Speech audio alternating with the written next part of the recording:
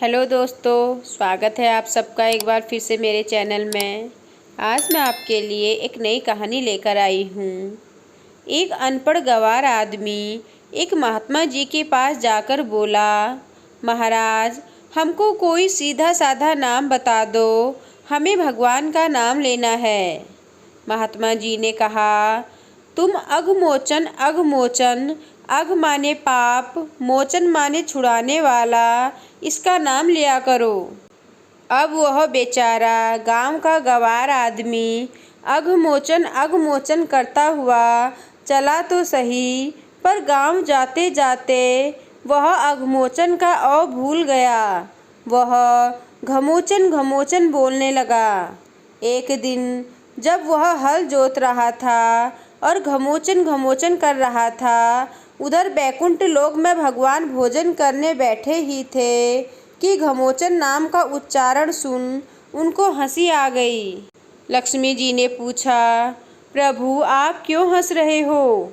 भगवान बोले, आज हमारा भक्त एक ऐसा नाम ले रहा है कि वैसा नाम न तो किसी शास्त्र में है न ही पुराणों में। उसी को सुनकर मुझे हंसी आ गई है।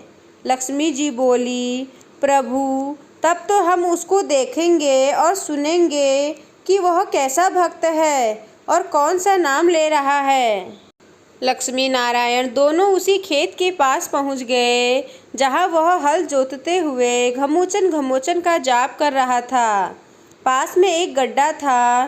भगवान स्वयं तो वहां छिप गए और लक्ष्मी जी भक्त के पास जाकर पूछने लगी, अरे तू यह क्या घमोचन बोले जा रहा है? उन्होंने एक बार, दो बार, तीन बार पूछा, परंतु उसने कुछ उत्तर ही नहीं दिया।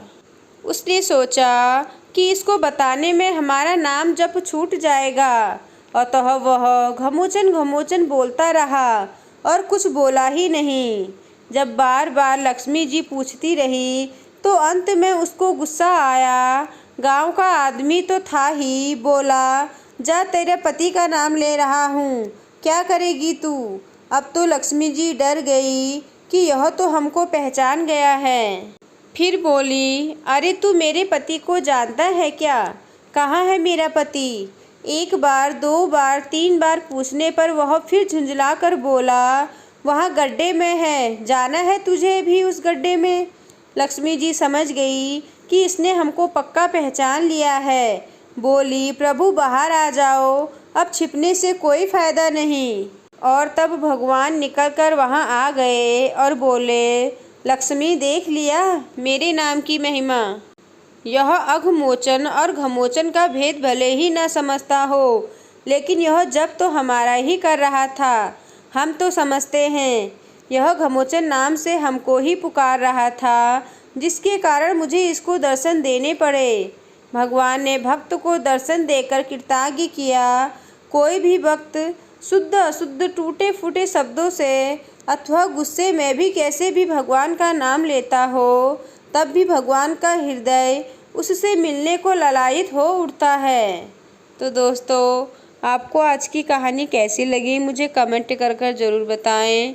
अगर आपको मेरी कहानी पसंद आई हो तो मेरे चैनल को लाइक कीजिए और सब्सक्राइब कीजिए और साथ ही अपने दोस्तों तक ज़रूर शेयर कीजिए। तो हम कल फिर मिलेंगे एक नई और छोटी सी कहानी के साथ। धन्यवाद।